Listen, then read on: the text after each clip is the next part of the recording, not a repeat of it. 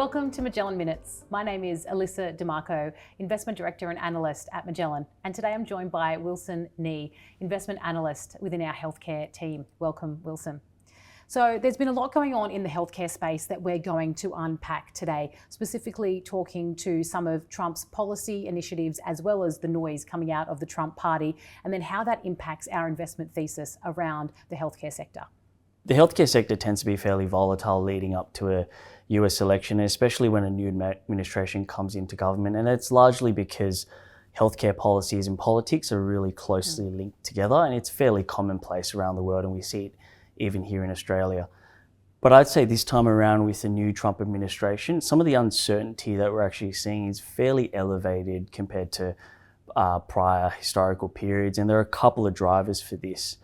So firstly, we've actually seen a couple of unorthodox appointments to key healthcare regulators and departments in the US. And this really all kick-started with Robert Kennedy Jr.'s nomination to probably the most senior position in US health regulation. You know, you overlay all of this with Elon Musk and the Doge team and the cost-cutting aims there as well.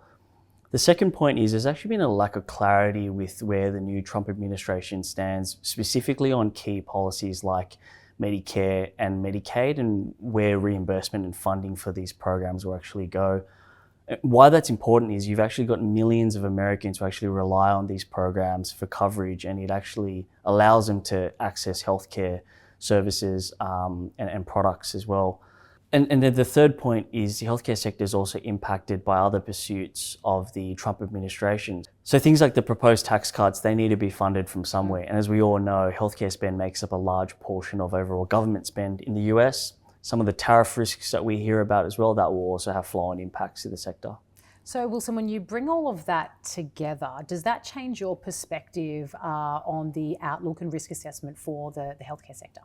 So increased uncertainty adds to volatility, and from our perspective, regulatory risk is higher than usual, and that's one of the important inputs that we use when we assess risk vectors for healthcare companies.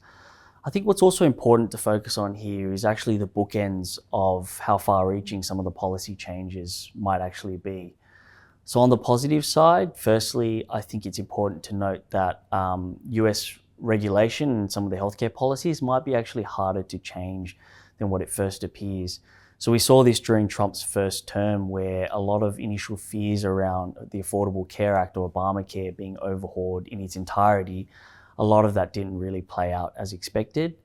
The other thing to point out is tariff risks are actually really interesting for this sector, and particularly we need to think about whether or not some of the tariffs that the Trump administration is talking about, whether they are actually implemented or whether it's just used as a bargaining tool to achieve other strategic aims of the party. How that impacts the healthcare sector is a lot of the really cheap generic drugs that enter the US health system, and they're actually responsible for lowering overall healthcare costs. These are actually imported from other markets. So Wilson, it sounds like there is quite a bit of uncertainty out there, and it's not surprising that the market is being quite mindful with respect to the healthcare sector at the moment. Just touching on that last point that you made, where are you seeing opportunities, given that it's not a uniform response from the market on how this healthcare sector is performing? So in the healthcare sector specifically, we are focused on companies who we deem as key innovators in care delivery, and what's actually important here is whether they're delivering not only high quality but efficient patient outcomes. Why that's important is it actually gives us some level of insulation from some of the regulatory risks we just spoke about, in the sense that there will be less likely to be targets of regulation. I'd highlight Stryker here as a good example. They're one of the world's largest medical device companies, and they've innovated with a robotic arm that orthopedic surgeons and patients love. What it does is it actually not only delivers better recovery rates for patients, but it actually results in faster surgery or turnaround times in very overcrowded hospitals where bed capacity is very limited.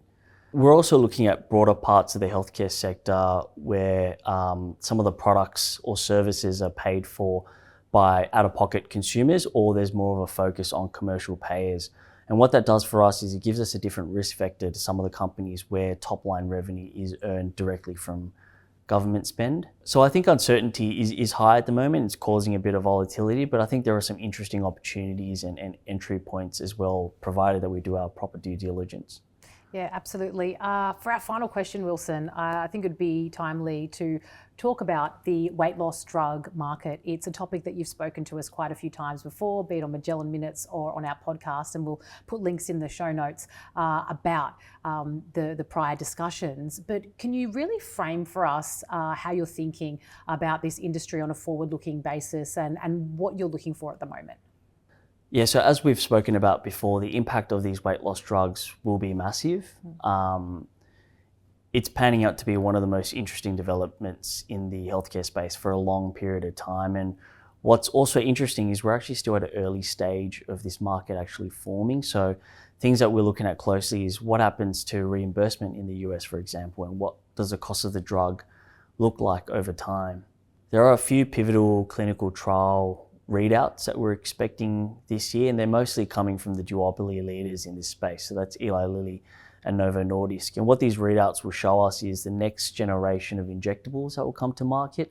And these will actually deliver even greater weight loss for patients, as well as the next phase of oral pills. And this will include a small molecule oral, which is actually a lot easier to manufacture than a lot of the peptide-based options that are on the market currently.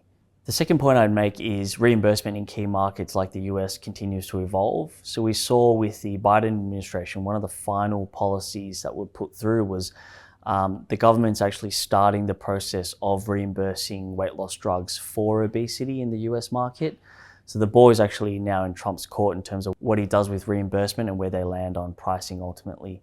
So it's still a space that we continue to follow closely and like. It's forming up to be a very interesting market in terms of the size of the patient population that will be on this drug over the long term. And there's also very interesting innovation coming through, particularly with the two leaders. Thanks for your insights today, Wilson, and thanks for listening in. Please feel free to share with colleagues and clients.